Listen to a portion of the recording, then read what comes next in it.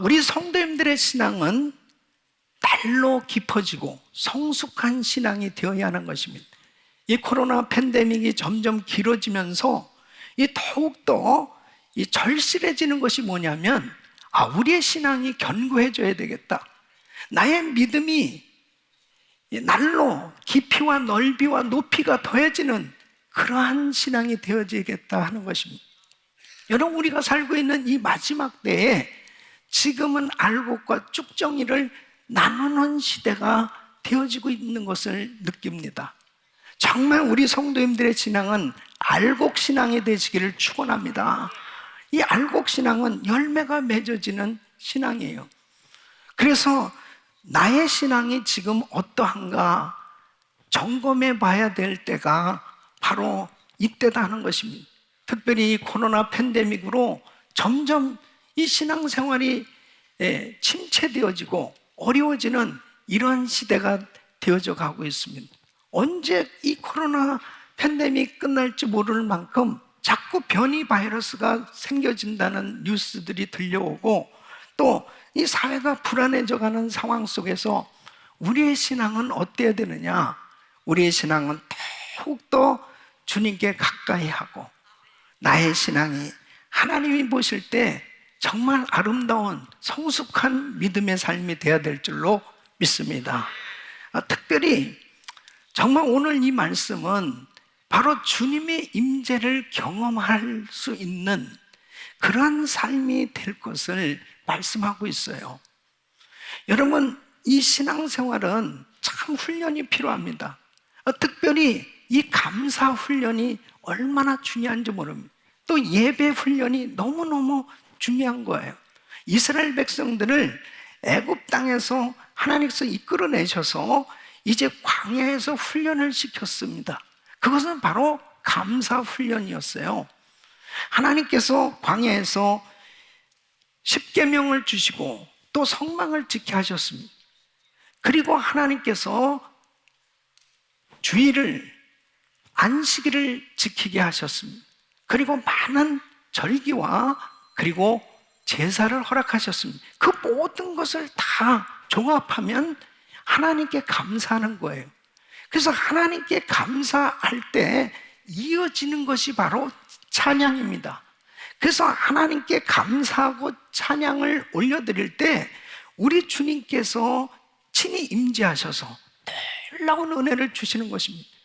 그래서 이 감사는 하나님의 선하심에 대한 반응이라면, 이 찬양은 하나님의 그 위대하심을 인정하며 그 하나님의 위대하심에 대한 반응이 바로 찬양인 것입니다.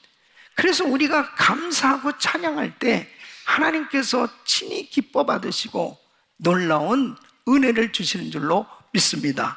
그래서 오늘 이 본문 말씀 보면 시편 100편 4절로 5절 말씀을 보면, 감사함으로 그 문에 들어가면, 찬송함으로 그 궁정에 들어가서 그에게 감사하며 그 이름을 송축할지어다, 이렇게 말씀하고 있어요. 또 대저 여호와는 선하시고 그 인자하심이 영원하고 그 성실하심이 대대로 미치리로다. 여러분, 감사할 때 그 문에 들어가게 된다고 말씀하고 있습니다. 그 궁정에 들어간다는 이 말씀은 바로 주님의 임재를 경험하는 것을 의미하는 것입니다. 여러분, 성경에 보면 주님의 임재를 경험한 사람들은 이 신앙의 차원이 달라지는 이 놀라운 은혜를 경험하는 걸 볼 수 있습니다. 여러분, 욥을 보세요. 욥은 물론 평소에 하나님을 잘 섬겼던 사람이었죠. 그런데 그가 정말 하나님의 임재를 경험하게 됐을 때 그는 저절로 이렇게 고백합니다. 내가 귀로만 들었던 하나님을 눈으로 뵙게 되었나이다.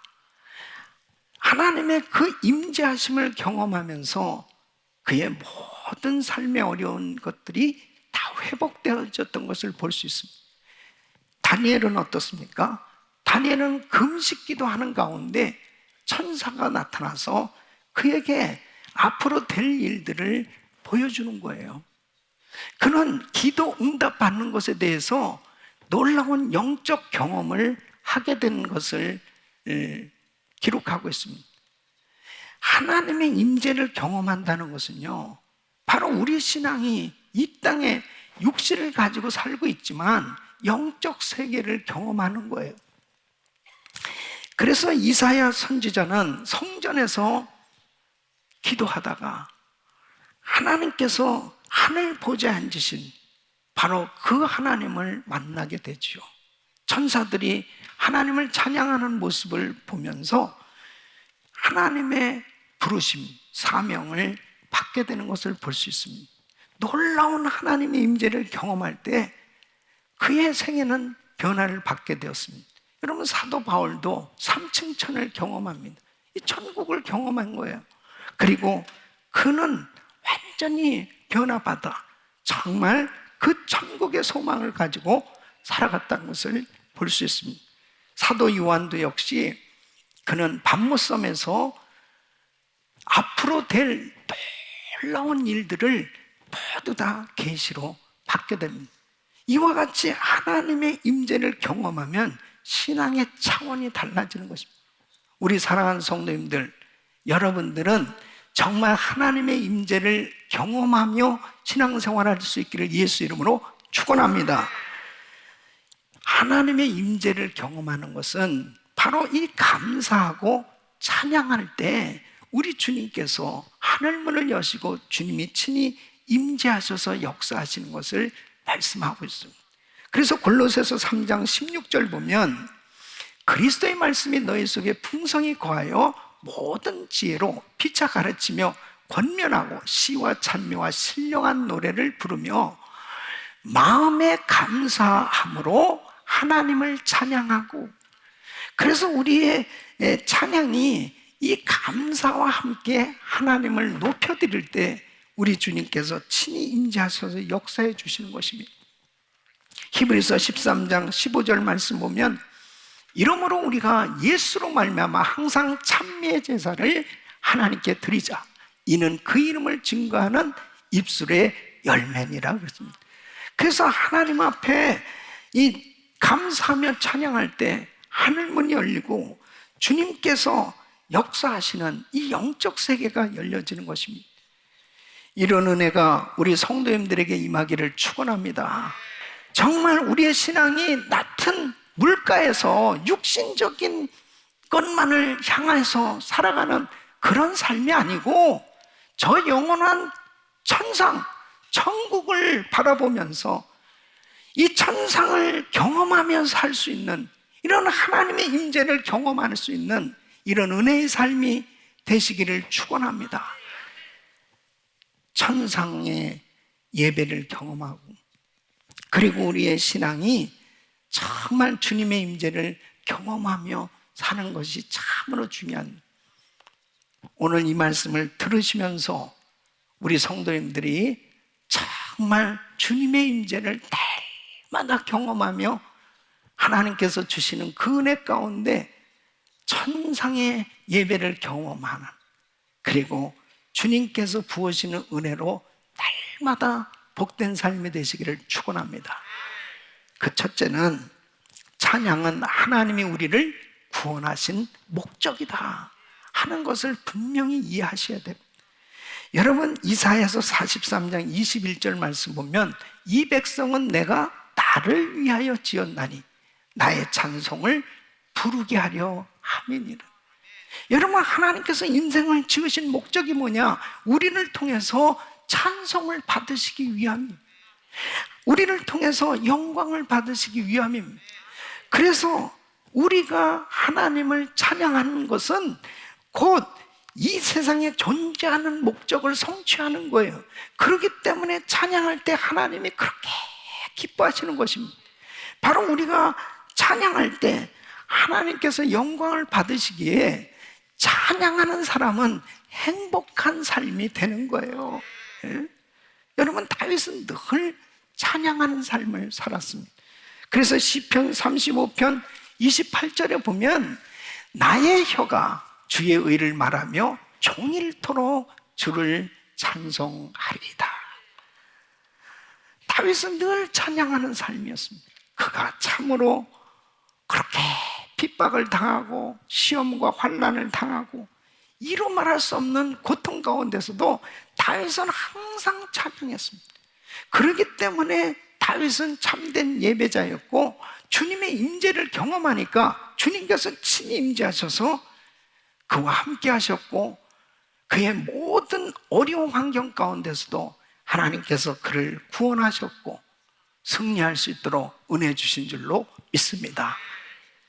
참된 예배자로 주님의 임재를 경험하며 산다는 것은 너무너무 중요한 것입니다. 여러분, 구약시대 성도들이 하나님께 나갈 때 가지고 나가는 게 뭐예요? 재물을 가지고 나가야 됩니다. 그 재물은 소나 양이었습니다. 그럼 신약시대 예수 믿는 우리들은 이제 하나님께 나갈 때 무엇을 가지고 나가느냐? 바로 감사, 찬양을 가지고 나가는 거예요. 그래서 히브리서 13장 15절 말씀 보면 이러므로 우리가 예수로 말미암아 항상 찬미의 제사를 하나님께 드리자. 이는 그 이름을 증거하는 입술의 열매니라. 여러분, 시편 69편 30절로 31절 보면 내가 노래로 하나님의 이름을 찬송하며 감사함으로 하나님을 광대하시다 하리니 이것이 소 곧 뿔과 굽이 있는 황소를 드림보다 여호와를 더욱 기쁘시게 함이 될 것이라. 그래서 하나님 앞에 나올 때 우리가 감사하고 찬양할 때 하나님이 그렇게 기뻐 받으시는 것입니다.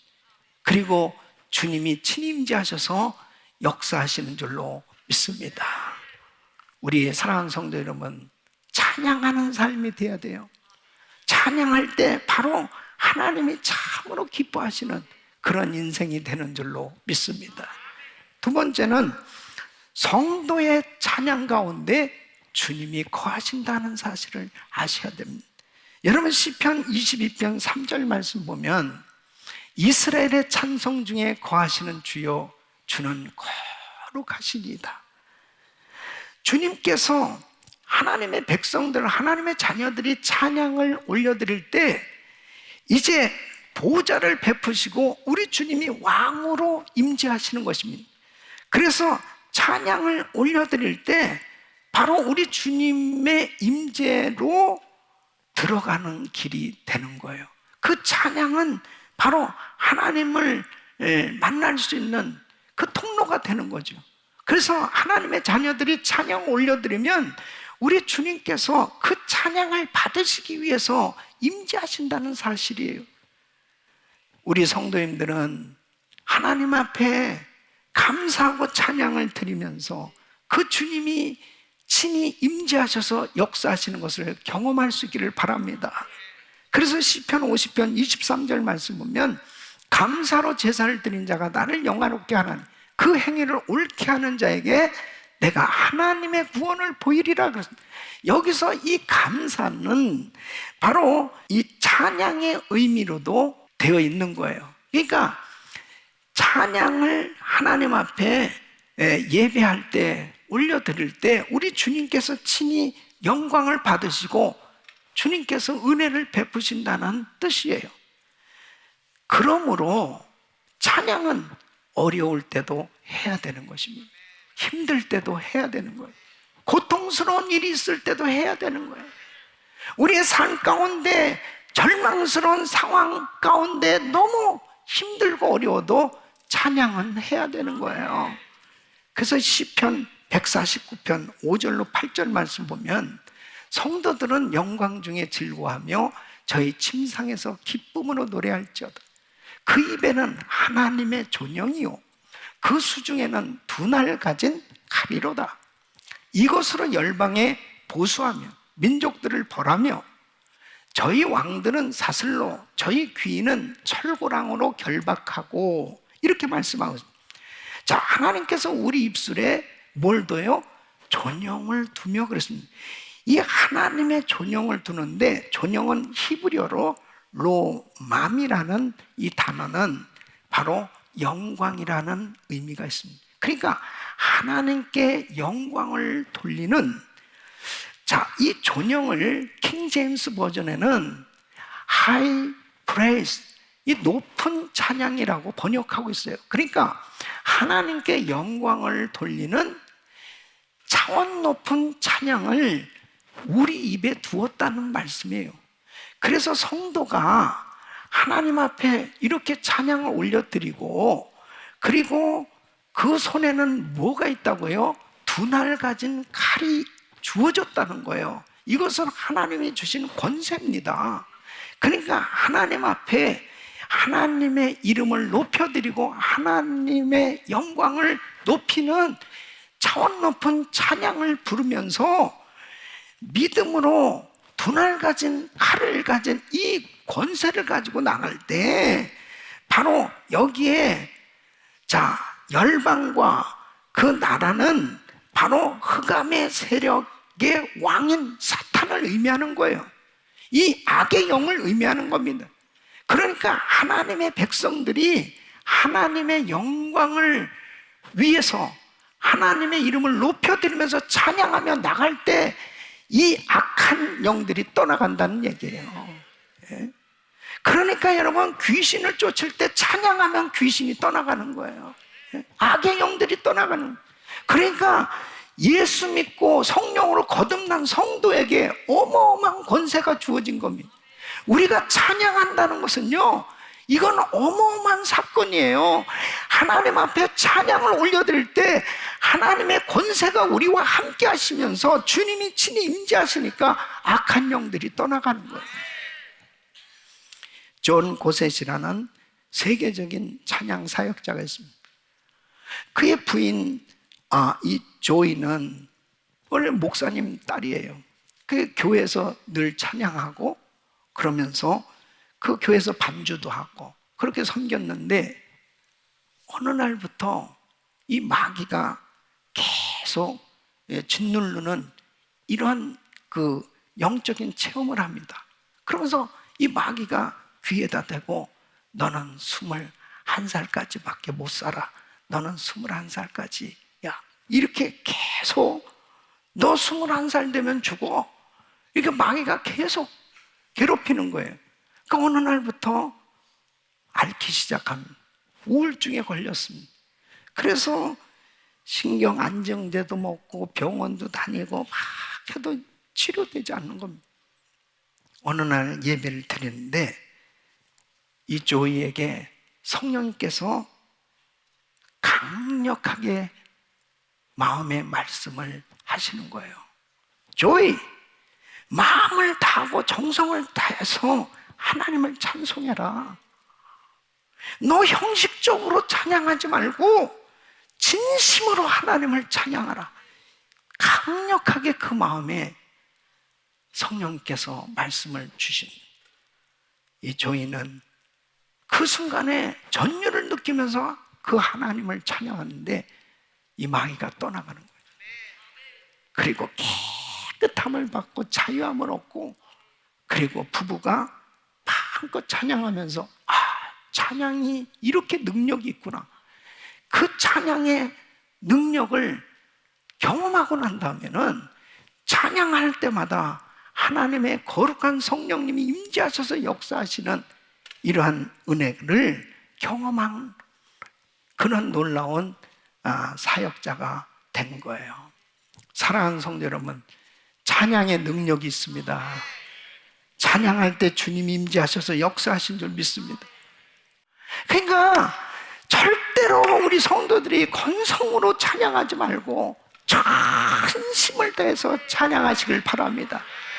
제가 중국에 갔을 때도 그랬습니다. 무슨 악기도 없죠.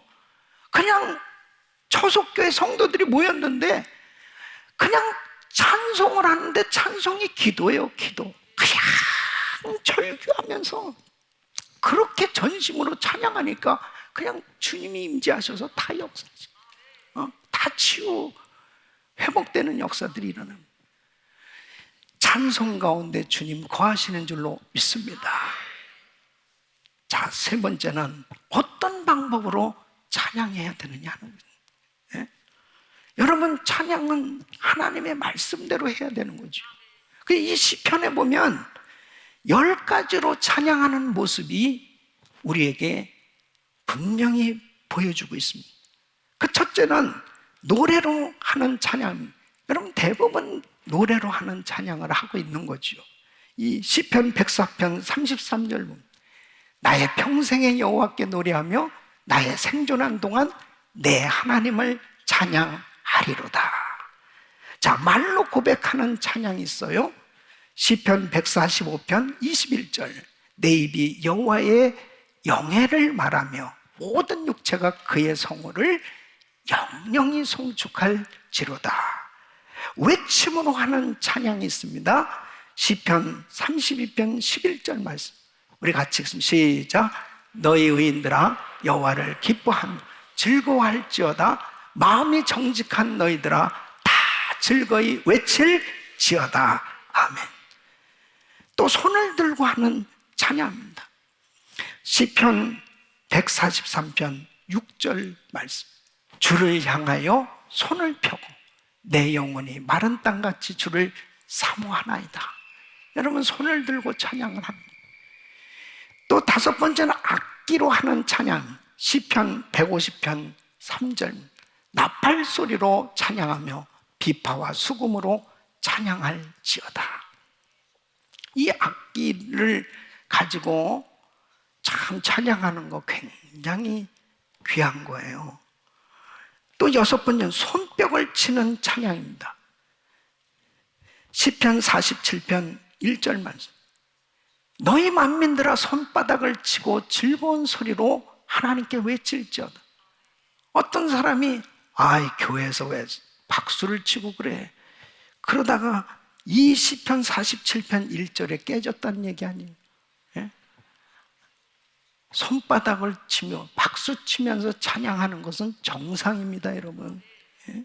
자, 서서 하는 찬양 시편 135편 1절로 2절 할렐루야 여호와의 이름을 찬송하라. 여호와의 종들아 찬송하라. 여호와의 집 우리 하나님의 전정에 섰는 너희. 여러분 다 같이 일어나서 찬양하는 것 하나님이 기뻐하시는 줄 믿으시기 바랍니다. 또 무릎을 꿇고 엎드리는 찬양이 있어요. 시편 95편 6절 말씀 오라 우리가 굽혀 경배하며 우리를 지으신 여호와 앞에 무릎을 꿇자. 하나님을 경배하는 어떤 때는 정말 무릎이 저절로 꿇어지고 그 하나님을 높여드리고 싶을 때가 있잖아요. 또 아홉 번째는 춤추는 찬양입니다. 누가 율동팀을 만들었느냐? 성경에 나오는 거예요. 춤추며 그의 이름을 찬양한 소고와 수금으로 그를 찬양할지어다. 모든 걸 다 동원하는 것입니다. 마지막으로는 삶 전체로 하는 찬양입니다. 시편 104편 33절 말씀 우리 같이 읽습니다. 시작. 나의 평생의 여호와께 노래하 나의 생존한 동안 내 하나님을 찬양하리로다. 아멘. 일하면서도 찬양하고 걸으면서도 찬양하고 누워서도 찬양하고 말하면서도 노래하면서도 우리의 삶 전체가 찬양으로 올려질 수 있기를 바랍니다. 그럴 때 우리 주님이 친히 임재하셔서 우리의 삶 전체를 받으시는 거예요. 그러니까 여러분 생각 속에는 찬양으로 가득 차 있어야 됩니다. 찬양으로 가득 차 있어야 됩니다. 교회도 찬양으로 가득 차 있어야 됩니다. 가정도 찬양으로 가득 차 있어야 됩니다. 할렐루야. 제가 우리 은혜기도원 산꼭대기에서 기도하면서요 하나님께서 강력하게 임재하셔서 저를 사로잡으시고 저도 주님의 임재를 강하게 경험하면서 정말 하나님의 나라를 보았던 그 강력한 하나님의 은혜에 사로잡혔을 때 그때가 어느 때냐면 내 주의 보혈을 정하고 정하다. 내 주의 보혈은 정하고 정하다 내 죄를 정케 하신 주 나로라 하신다. 내가 주께로 지금 가오니 십자가의 보혈로 날 씻어 주소서. 이 찬양을 1시간 이상을 부른 것 같아요. 계속 눈물이 나면서 성령께서 강력하게 저를 사로잡으시면서 역사하셨던 것을 기억합니다. 사랑하는 성도 여러분, 힘드세요? 어려우세요? 고통스러운 일 때문에 괴로운 그런 시간을 갖고 있는 성도 계세요? 너무 몸이 아파서 고통스러운 분 계세요? 찬양하시길 바랍니다. 여러분, 이사야서 6장 보세요. 이사야 선지자가 성전에서 기도하다가 환상을 보지 않습니다. 천사가 둘은 얼굴을 가리우고 둘은 몸을 가리우고 둘은 날르면서 거룩하다 거룩하다 거룩하다 만군의 여호와여, 그 하나님을 찬양하는데 쉼없이 계속 찬양을 하는 겁니다. 저는 그 말씀 가운데 놀라운 교훈을 얻는 것은 뭐냐면, 우리가 찬양을 드리는데 찬양을 드리면서도 지치지 않고 힘들지 않고 계속 하나님 앞에 찬양을 드리면서 더 감격하고 더 기뻐하고 더 힘을 얻으면서 하나님을 영화롭게 드리는 그런 찬양을 드려야 되겠다. 그러려면 성령님의 임재를 경험해야 되는 것입니다. 우리가 그냥 인간적으로 육신적으로 찬양하면요 얼마나 힘든지 몰라요. 그러나 성령 충만하면 강력한 성령님의 임재하신 가운데 하나님 앞에 찬양을 올려보세요. 그 찬양을 하루 온종일 드려도 지치지 않고 피곤치 않고 그 주님의 임재 속에 행복한 시간이 되는 줄로 믿습니다. 우리 사랑하는 성도 여러분, 우리의 심령이 항상 감사와 찬송으로 가득해져야 됩니다. 그럴 때 주님이 임재하셔서 나에게 놀라운 치유와 회복과 응답과 은혜와 구원과 감사가 넘치도록 역사해 주시는 줄로 믿습니다. 코로나 팬데믹 가운데, 그리고 우리 성도들 삶 속에 지금 너무 고통 가운데 힘들고 어려운 성도들은 특별히 하나님 앞에 더 감사하시고 더 찬양으로 하나님 앞에 올려줘서 주님 임재하시는 그 은혜로 다 회복의 은혜를 경험하시기를 축원합니다. 우리 귀한 성도님들의 삶이 주님의 임재를 늘 경험하는 아름다운 신앙으로 주님 앞에 드려질 수 있기를 예수 이름으로 축원합니다.